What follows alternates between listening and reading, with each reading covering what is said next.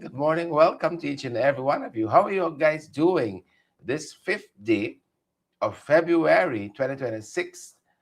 My God, it's the fourth day of the budget debates. How are you folks doing? Good morning, good morning, good morning. Let us know if you guys can hear us loud and clear. Wherever you're joining us from this morning, is our privilege to have each and every one of you. Share the live for us. Smash that emoji button as well. We are delighted to have you guys here with us this morning. So I got to the National Assembly about 12 o'clock yesterday morning, yesterday afternoon, 12 p.m., just after lunch. And I left it after 12 last night or this morning, you know. So I still got a bit of sleep in me. I still got a bit of sleep in me. So if I nod off a little bit, y'all don't bother too much. You know, as big people, we gotta stick together. If I just drift off a little bit, we gotta stick together. Please and thank you. As I said, good morning, good morning, good morning. How are you folks doing there? Audrey and Claudine. Claudine LaRose Duqua. Claudine, owe you a call, owe you a visit, owe you many things. Owe you many things, Claudine. But I hope you're good today. I hope you are great today. Why didn't one do that Kokwani Road, Claudine? Why is this government running from doing the Kokwani main road there? Linden to Kokwani. You could do that in short thrift, man. Come along. Come along. So, as I said, Claudine is here. Marlon Lama is here. Florizal is here. Messias. We got Audrey, Irwin, Everett. Good morning to all of you folks, wherever you're joining us from today, whether you're at home here in Guyana or you guys are joining us from the diaspora, somewhere in the diaspora, that 11th region. Journey with Margaret is here. Good to have Margaret on with us this morning. Margaret Nelson. Brenda is here. Elizabeth Narayan is on with us too. It's going to be a special morning. It's going to be a special day. Great to have you guys on with us.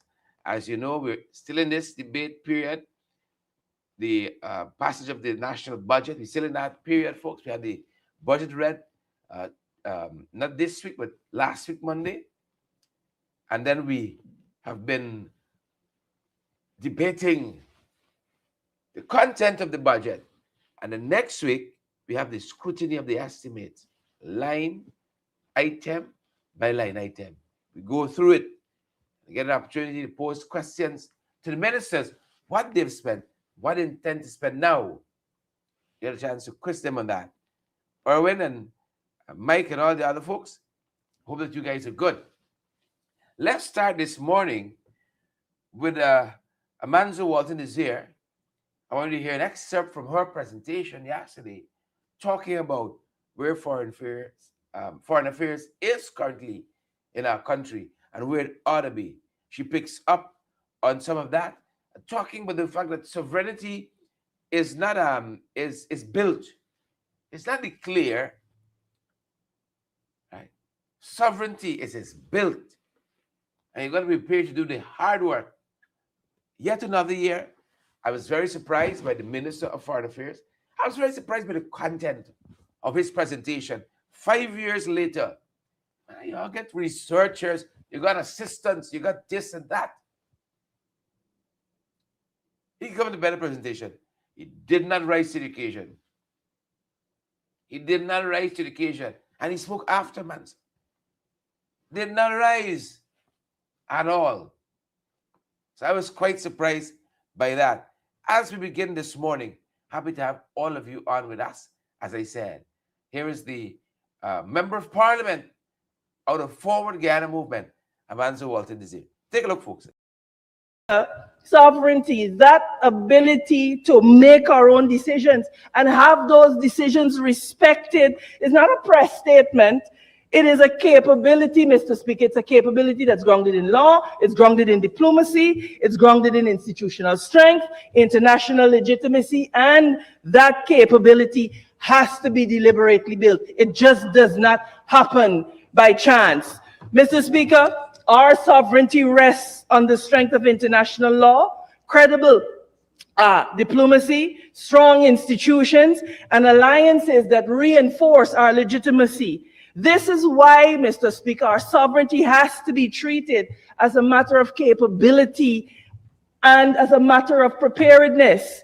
And by preparedness, I mean those legal and institutional strategic capacity to anticipate pressure and to coordinate responses and defend our national interests before, and I want to emphasize that, before crisis becomes confrontation. Mr. Speaker, and I want us to understand very clearly that preparedness is not only what we say abroad, but it's also what we practice at home. So for small states like us, our credibility and legitimacy are strategic assets that we must build over time and that are eroded when there is a gap between what we say abroad and what we do at home. You know, this government has a tendency to govern by photo ops. They love to parade the diplomats and, we're doing so well. But I want to be clear about something. International protocol requires that representatives must be received with courtesy. And so meetings will be granted, flags will be flown, and statements must be read. That is how diplomacy works. The mistake that the PPP government keeps making, however, is that they mistake protocol for credibility. And Mr. Speaker, when all of the meetings are done and the flags are flown, behind closed doors, credibility is assessed by whether we practice what we preach. Yeah, Amanzo Walton is here, laying it out there for us. And I thought we ought to start internationally. And then we could drill down on some of the other things that we're hearing, some of the other things that we're seeing. Guys, how are you doing this morning? What have you guys had for breakfast? You know? What do you guys have for breakfast this morning? You know, beyond this little smile y'all seeing here is a tired soul. It's a tired soul. We're coming into the end of the week, folks, and y'all know how it is. A tortured and tired soul. But I wanted to bring you guys up to speed. So what we heard yesterday in the National Assembly, oh God, it got a little rowdy on a couple of occasions. You know, it got a little rowdy on a couple of occasions. And as I said, in case you're just joining us, we just looked at this excerpt from Manzo Walton's Desire. While she was yet with the coalition, she shadowed foreign affairs and still making the arguments a lot in this area here. And it's going to take something out of us. I don't know if that is there because they can work around that. You know, they can work through him. They can pull wool over his eyes. I don't know what it is, but he did not comport himself in the least measure like a foreign affairs minister during his presentation. I don't even want to waste time on that. I don't even want to waste time on his presentation. Right? I don't want to waste time on it. But we can get it right. We can get it right. He's serving somebody's bidding, I tell you. But folks, we can get it right one way or the other. And so we heard Amanza challenging the status quo, challenging the government or democracy. We got to do better. And we got to do more as well. We got to do it, especially as concerns, touches and concerns our territorial sovereignty. I'm so happy. Some of you are going to vex with me now. I'm so happy President Grange had the foresight to carry that matter to the ICJ. I'm happy. You see, they got the oil bonus, and they're always saying, oh, they know where the oil bonus went. You think that those kinds of international litigations are cheap? They know this. They knew where the money went as well. But they want to spread propaganda. That's the business that they're in. They want to spread propaganda. That's what they're doing. And so there you have the member of parliament, Walton is here, making these arguments. And that has a cost too. That has a cost too. Right? And that is why even our own Riaz Ruknarain, when he spoke to the subject matter, he kept making the point that this is an area that has to be responsible as well and accountable as well. Yes, there are sensitivities and all that. But there's areas where the public should know and must know. You catch? As a friend of mine used to say, you catch? This is the thing here. This is the thing here, self. Self that we're watching. And as I said, this is the period that we're in, budget 2026, the scrutiny, the debate, all of it. This is the period. And I want to say again, thanks to all of you beautiful folks who tune in all the time. Y'all fast, wholly y'all watching us, and happy for any little bit of thing that comes out of the National Assembly. Right? Where do I want to take you next, good folks? Where do I want to take you all next? Let's go right back to the National Assembly, because we had Dr. David Hines on the floor last evening. And he talked about the missed opportunities, the gaps in the budget, I think was his word. The gaps. What didn't get attention? What is not getting financial assistance? He spoke about the gaps. And then he spoke about a very, very serious and sensitive matter. Reparations. Reparations. He spoke to that as well. Now, some people get very vexed when you start talking about reparations and so on. But I'll give you some comment on the other side. Here is Dr. David Hines of the APNU. Take a look and take a listen. The wage, the minimum wage in our country for public servants is $102,000. The minimum wage in the private sector is $60,000. My God, Mr. Speaker, in $1.5 trillion, can we not find a place for the dignity of public servants? Let us put public servants first. Mr. Speaker, I'm an educationist. I'm a product of education. Many of us here are products of education. And when we look at the University of Guyana, the premier university, or only university, they used to call it Jagan Night School in the early days. And I want to say, is Jagan's party not running the risk of turning the University of Guyana into another night school? Oh my God, we spend billions of dollars paying overseas universities in this gold scholarship while depriving our university of funds.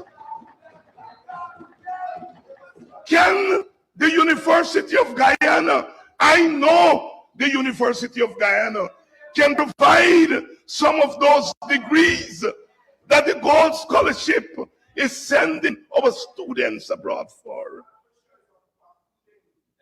Mr. Speaker, I urge our government to slash the gold budget and give half of those resources to the University of Guyana. Mr. Speaker, this government has signed on to CARICOM reparations initiative. It has also signed on to the United Nations International Decade of the People of African Descent. And they did so because they recognize that there are special needs of African Guyanese. African Guyanese toiled in this country, and the experts have said that they're owed $131 trillion for unpaid wages for over 200 years of slavery. And in our budget of $1.5 trillion, nowhere could we have found a place to put some resources towards reparations. Yep. Dr. David Hines there for us, making the arguments. Well, who told Dr. David Hines to make that statement about reparation? Mark Phillips, the Prime Minister, was so enraged. Onich Waldron, the Minister of Home Affairs, she was livid, as well as the Minister within the Ministry of Housing, Vanessa Ben. How dare Dr. Hines raise the issue of reparations? Now, we sat in our National Assembly, and for so many days we heard our Indigenous brothers and sisters talk back and forth about the Indigenous experience and of the need to move the economic needle on so many issues, as is their right to speak to those issues. And then you see Onich Waldron, Vanessa Ben, Mark Phillips, the Prime Minister, so misguided. Why can't an Afro-Guyanese speak and say we need help? We need help as well as a community. What is so odious about that? They weren't having it. They were not having it at all. They were not having it. And on that very issue of education, Dr. Hines made the point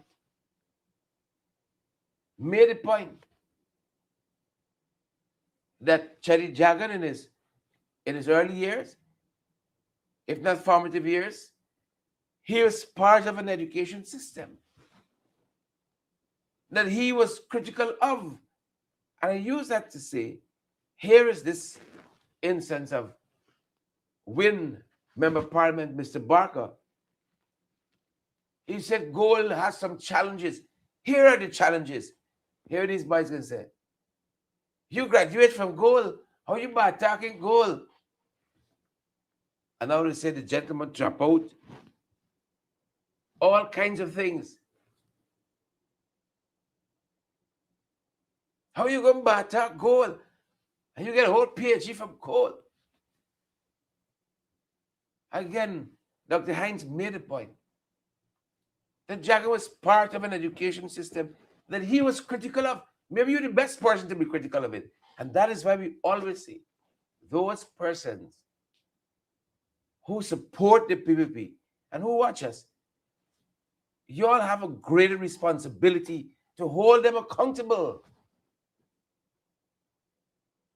But Phillips, Onich, and Vanessa, all honorable members, they wanted to be a distraction.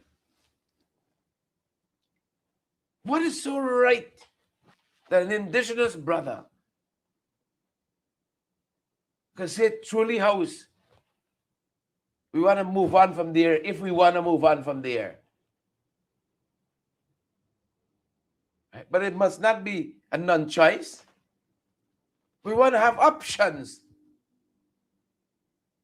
But if Dr. Hines said, for my people, I want to have options, something they find so odious, rank about that, they were just going. You know, as I raised the issue, Mr. Barker, he was making the point that gold has challenges. Ain't he the best person for no? I never sat in one of the classes. He had to apply, he had to go through the thing, and he ought to know. I think so. And then you have the other instance of the other Win MP, where the Minister Sonia, I expected so much better from Minister Sonia Parag. They were in that man file, somebody from the school, they called London for some information. This is how they operate. They reek of desperation. And then she comes into the National Assembly and she can tell everybody now, oh, he delayed 2 days last week, 1 day the previous week. I intend to be late 2 days in the future. Who does that? Who does that? That wasn't very charitable at all. If a teacher is coming late, what's the first response? Not for the HM issue a warning letter or something like that. What is the protocol in that? I don't know, but I don't think a part of the protocol is coming to the National Assembly trying to embarrass and shame people. Well, they know who they can embarrass and shame. Because I turned the corner a long time ago. Turned that corner a long time ago. This is desperation in them. If you're doing the work, you can get a result. But we know what it is. Right? You all hear us? We know what it is. We know what it is. So there you have Dr. Hines making the arguments about the missed opportunities, UG, to fund UG properly.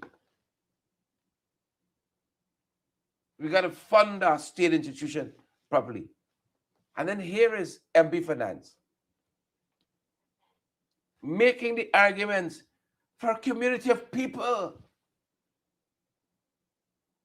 I didn't see Vanessa Bannon Robeson, Ben and Mark Phillips, and whoever other concatenation they have, being upset with that. You see. So here is MP Drew Finance. Yesterday on the floor, she was the first speaker, what happened yesterday, making some arguments about indigenous rights and entitlements. Persons here today and the indigenous community that is listening to me right now. Not because you're born as an indigenous person in this country, such subject you to a life of poverty. That should never be the case. There is nobody that can come here and say otherwise. You know, the minister went on, sir. The Minister of Amerindian Affairs went on and she quoted and she called the name of an individual. She said, Luana Augustus messaged her at 1 something in the morning and told her how she felt it offensive and all of that. Well, sir, I would like to put to this house the 592 Comment Association in collaboration with the Facebook investigators. They went and did their own research when it comes to that individual. And you know what they found, sir? That she don't live in no house with no truly leaf roof. The minister don't live in a house like that. Leonard Schumann doesn't live in a house like that. Alistair Charlie does not live in a house like that. Colin Crow doesn't live in a house like that. How dare you come to this house and subject indigenous people by using culture as a means to suppress our economic advancement in this country with $1 trillion budget?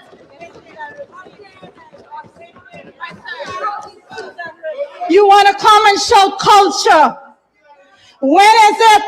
I have never once heard any member of the PPPC government coming to this floor and advocating for people to go back to living in mud hut or low-G. But yet you come to this house and you ask indigenous people to be satisfied with substandard living while you drive around in your fancy car, the Minister of Agriculture in his big swimming pool. We must be honest. We must be honest, sir, when we come to this house and we make our representation. Mr. Speaker, housing is an important aspect when it comes to indigenous communities, because that number that I gave you before, indigenous people do not like living in crowded households, but that is their economic situation. That is their economic situation. So you cannot go out there and plaster it as culture, because that is not what culture is, sir.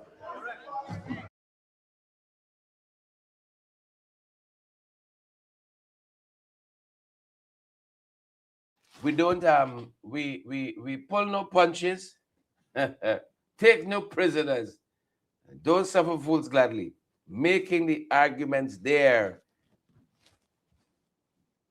Making the argument. She said we gotta move the needle. That's what she said. And these issues, we gotta come over here.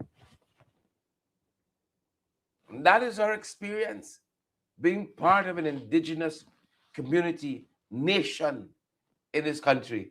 I can't be upset with that. I can't be upset with that. You know? So every cow is crying for your own calf. And she's carrying the concerns of an entire people. And so when the set wants to come after Dr. David Hine, because he said, in this budget, you got Ipazaji, Decade of African People. Can we get a little something in there as reparations? You go to the international stage, Mr. President, and talk about reparations and this and that. But when it comes time to put your money where your mouth there, nothing. Zero, zilch. Zero and zilch. You hear me? So the point is taken. The point must be taken. You know, the point is taken. And then yesterday we heard from some other folks as well. We heard from the new Minister of Labor, and everybody was quite surprised, not in a good way, by his own disposition. He seemed programmed with the PB talking points.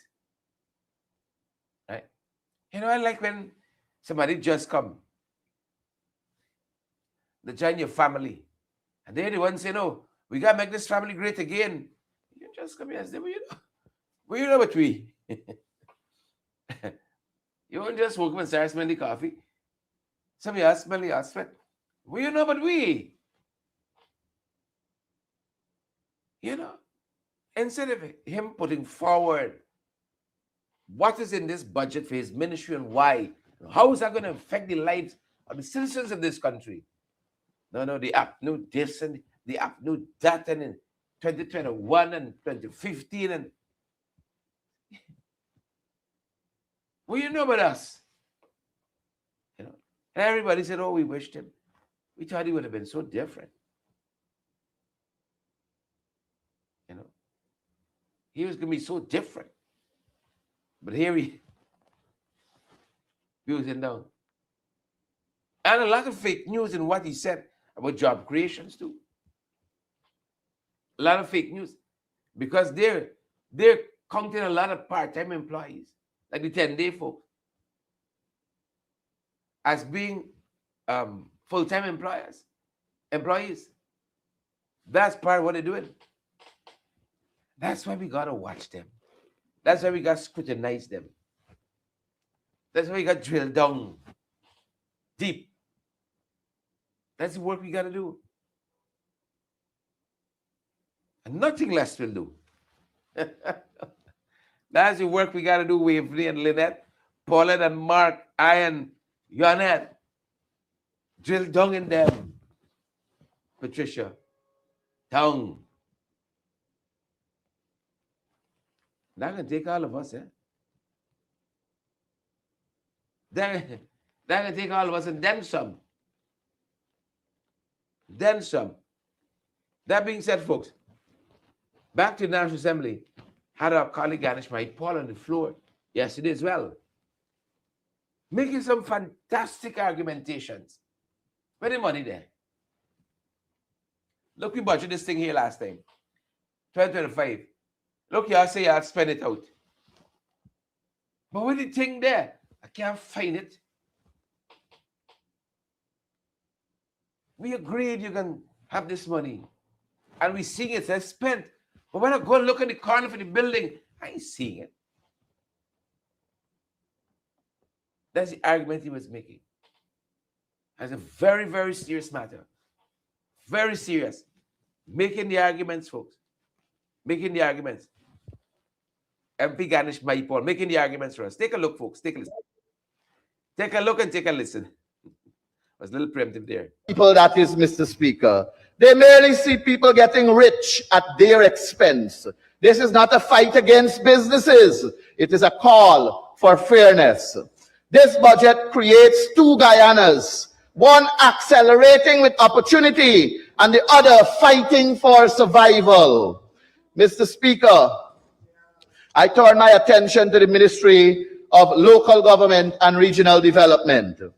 For the fiscal year of 2025, Mr. Speaker, this ministry was allocated a staggering $41.8 billion. Of that sum, $38.7 billion was earmarked for capital expenditure, while $3.1 billion for current expenditure. These are not small sums. These are the people's monies, hard-earned, sacred and entrusted to the government under the promise of development, infrastructure, and improved living condition.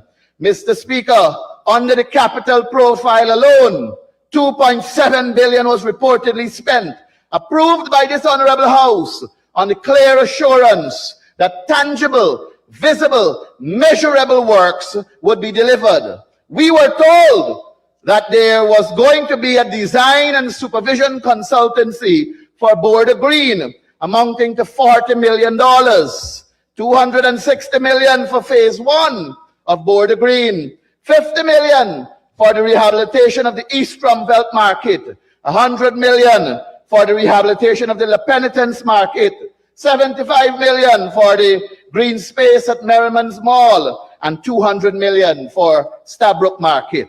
The remainder, we were told, went into drainage work. Mr. Speaker, the budget books says that every cent of the 2.7 billion was spent, fully spent, exhausted, gone. And so I ask on behalf of this House and the Guyanese people, where is the work?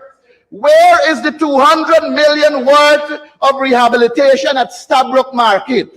Where is the 75 million green space at Merriman's Mall? Where is the $100 million rehabilitation of All Boys Town Market? Where is the 50 million rehabilitation of the East Rumvelt Market? And where, Mr. Speaker, is the $260 million phase 1 of Border Green? There is no evidence of any. This is incompetence and wastage. There is need for a forensic audit. These are questions of public trust, fiduciary duty, and financial probity.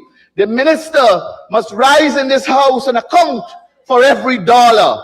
And if these funds did not materialize into concrete work, if they did not translate into steel, concrete drainage, stalls, roofs, and public space, then the unavoidable conclusion is this: the money went into somebody's pocket.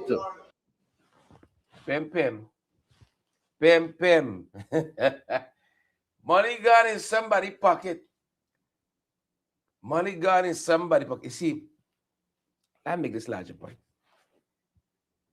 As I said before, we love Facebook because it encourages us to amplify our voices.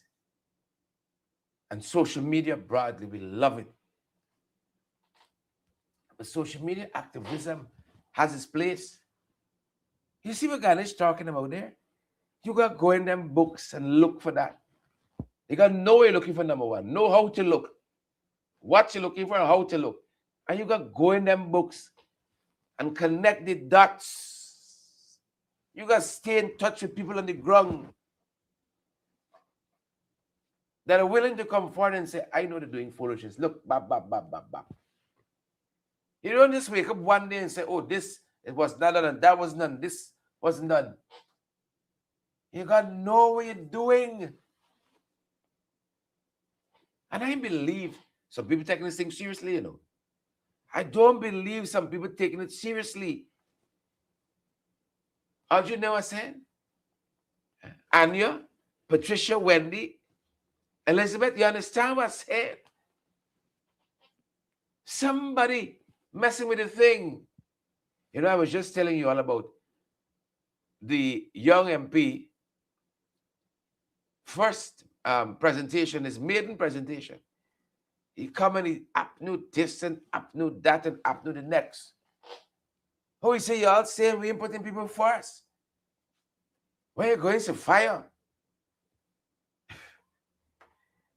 They want to talk about the race. And we're racist.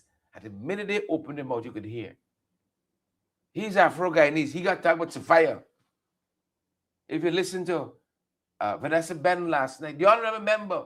Oh, Region 10, Linden. Well, they don't focus on quarantine and crap, but cricket, Blackbush, Poland, sir. You see? But just y'all happy. So here, the young minister is making the point. Oh, everything nice is a fire. Well, last year I went this a fire. Everything nice. The people got house and this and that. And what was funny, at least to me, what was funny, just on the outside of the National Assembly yesterday at Turkine, there were residents from Sophia protesting because this administration wants to come and kick them off of the land. So they were out there protesting yesterday. While the minister on the floor of the National Assembly saying everything nice and good. All is well, everything nice and good. The contrast could not be clearer. And of course, being interested in the welfare of people. APNU had to join in too. Take a look at some of it.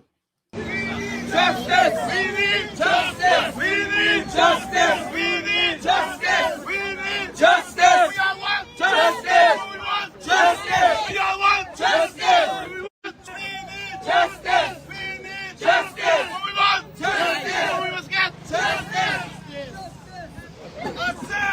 Answer! With the camera there! Answer!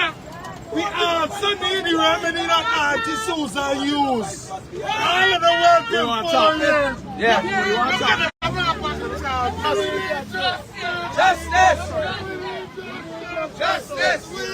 Justice! So we're out Justice! with some residents from the fire who are protesting the government action to destroy their home, and we will speak to one of the residents, and then we will speak to our. You want to tell us why you guys are out here and what is going on? Well, basically we're out here because we've been victimized, and we believe that it's enough for the people, and on behalf of everyone. I believe that we should be treated fairly and equally, more than furniture. We're living beings, right? Yeah. We matter. We should be in there. Get me? So we need justice. This must not be another Mokum. It must not. It must not be another Mokum. It must not. You're bringing foreigners into our country and you're giving them better treatment than us. Yeah. We need the birthright of our country. The people need it to give us the birthright, right? Yeah. We need justice. What we need? Justice! What we need? Justice! What we need? Justice! We need Justice! We need Justice! Okay, we need justice. Y'all hear the people. Y'all heard us. We're going to stand there till we get justice. Justice. Justice. You heard that the minister says everything nice is a fire. That's what he said. He said everything nice. Everything nice. You know, there's a Trinidadian calypso that I love. Right? I think the title of it was The Ghetto. Right? So people happy in the ghetto. They're laughing. They're laughing down in the ghetto. He said they have satellite TV, VCR, and even cable. In the ghetto, everything nice. Right outside. Our folks on some fire. So we're not pleased. We dwell in this land, you see, for a long time. Another one get rid of we. Muck all over again. I heard some of the government ministers said last night, Mucka wasn't ancestral lands. And I see they give out title to squatters quite recently. They say, y'all been on this land a long time. Title now. Some people could squat and get title. Good for them. But when the folks elsewhere do it, suddenly you got no rights to that. You know? On that great and terrible day, a lot of people won't see God's face, you know. A lot of people won't see God's face. But you know what? I was making the point in the National Assembly quite recently. When they come in the National Assembly to talk all of these things, if you don't know what is happening, you're in trouble. You see, if we didn't know what was happening in Sophia, we'd be surprised by that protest yesterday. We would have been surprised by it. But the ministers stay in their gas guzzlers, the big high-end vehicles. They stay in the big apartment buildings at home or abroad with a big fancy gallery, and you know they drink the tea and they gotta stick up the pinky finger and so on, and they shop overseas. Belt is $500 US and shoes is $2,000 and so on. You see? But they've gotten very comfortable in their borrowed robes. And that's why the point I was making is if they go and see what is happening. Some of these problems will be remedied on the spot. And I made a point, if the finance minister goes and he sees what the money he is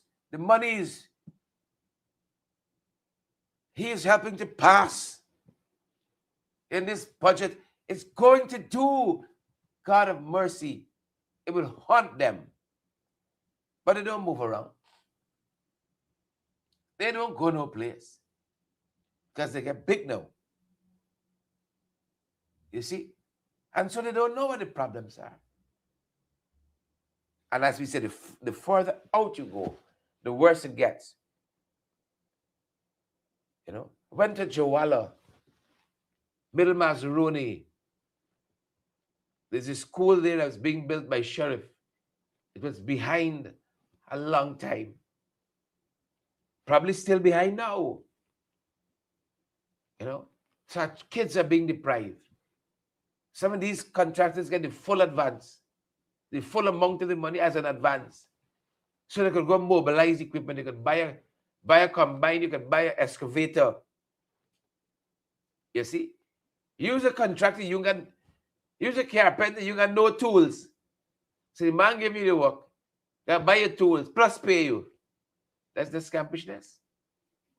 High class scampishness. You got to buy your tools and pay you. That wasn't happening at a school in Jowalla. Well, Ramadan, we went up there. The dorms for the boys and girls. You see, if you say it's Kitchen Coop, it will give Kitchen Coop a bad name. It will give Kitchen Coop a bad name. Right? They need better sporting facility.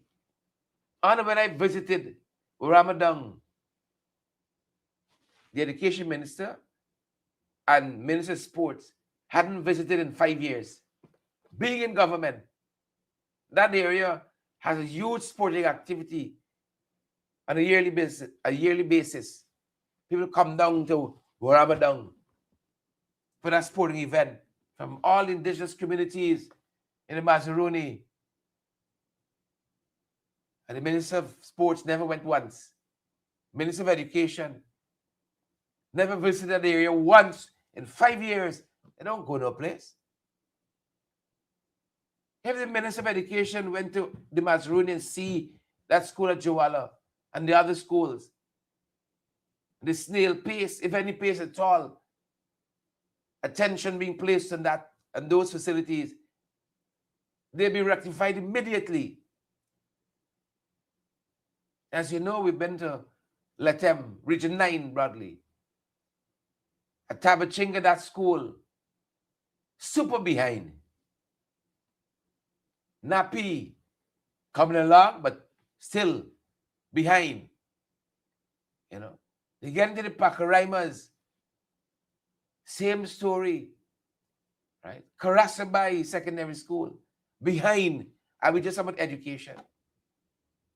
We showed you at St. Ignatius, on the outskirts of Letem, that school field, sun blowing up in them trim face.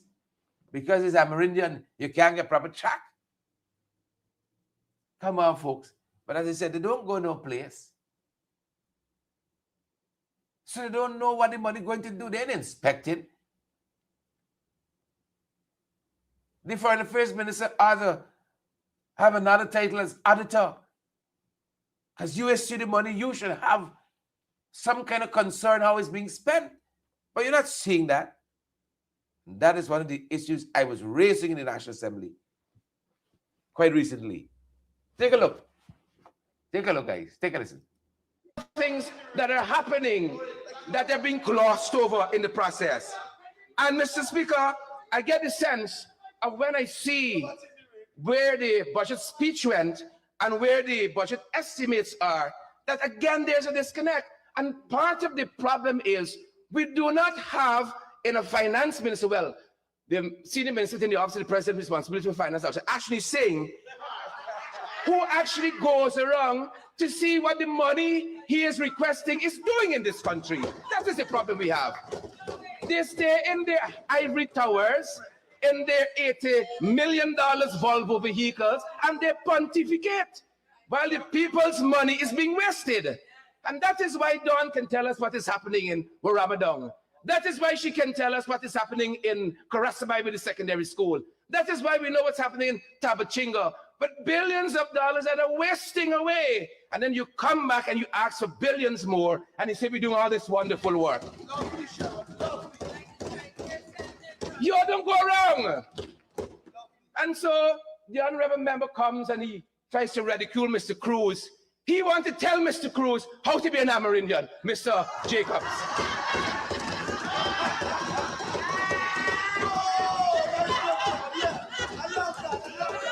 He goes to Maruka one time, and then he's a specialist on Maruka.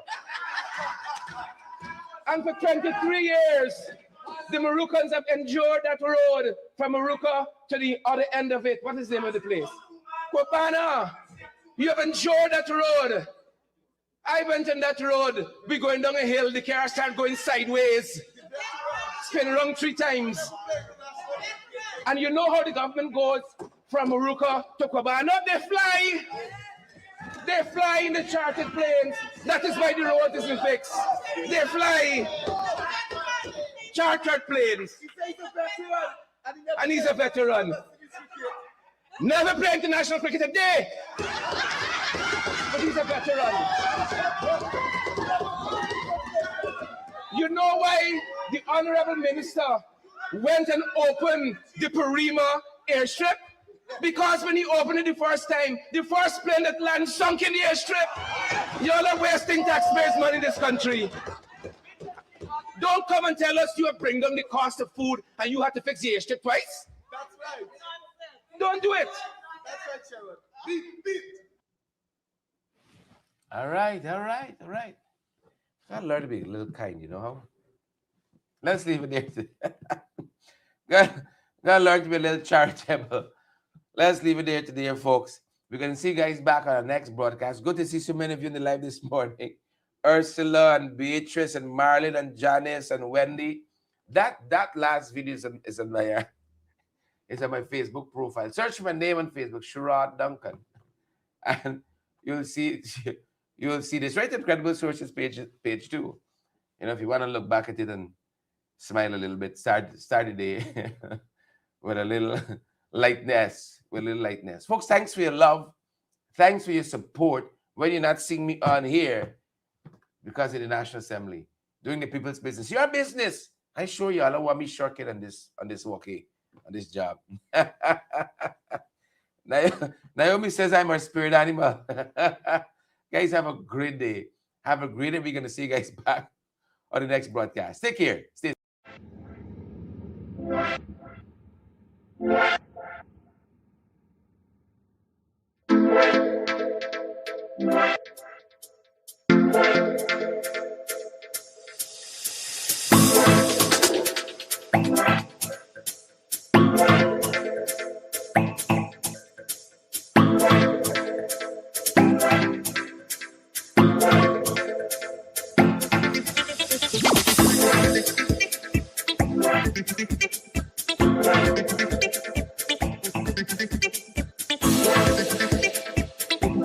Thank you.